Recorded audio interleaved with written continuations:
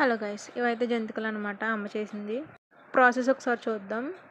4 వంతులు వరిపిండి అయితే 1 వంతు పెసరపిండి అనమాట వేసుకొని, ఉప్పు, కారం, కొంచెం కావాలంటే పసుపు వేసుకోవచ్చు, వాము ఇవి వేసుకుని కలుపుకోవాలన్నమాట. చూడండి అమ్మ ఎలా కలుపుతుందో అలా కలుపుకోవాలి.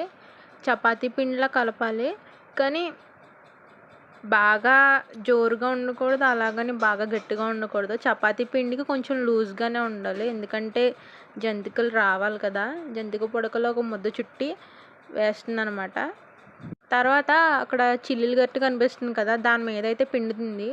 ఈజీగా వేయచ్చని, యూజ్ఫుల్ అవుతుందని చెప్తున్నాను. అలా వేసేయండి, చక్కగా వచ్చేస్తాయి. మనం కింద క్లాత్ మీద వేసి లేదంటే ఆకు మీద వేసి కన్నా ఇలా గట్టి మీద వేసుకుంటే మనకి చేతులకు కూడా నూనె చురకలు అనేవి పడవు.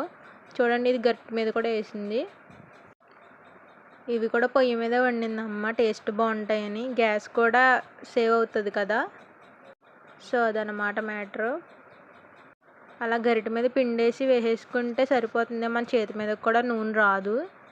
బాగా వేగినాక తీసేసుకోవడమే. చూడండి, మూకిట్లో ఒక 5, 6, 7 అలా వేసుకుంటున్నాము. అలా ఆయిల్ కింద వేసుకొని తీసేసుకోవడమే. చూడండి ఎంత బాగా వచ్చినాయో. నన్ను ఫాలో చేసి సపోర్ట్ చేయండి. ఇప్పటివరకు ఒక ఫాలోవర్ కూడా లేరు. సపోర్ట్ చేస్తారనుకుంటున్నా. మీకు నచ్చితే లైక్ చేయండి, కామెంట్ చేయండి డీటెయిల్స్ కావాలంటే. నెక్స్ట్ వీడియోతో మళ్ళీ కలుద్దాం. Bye guys.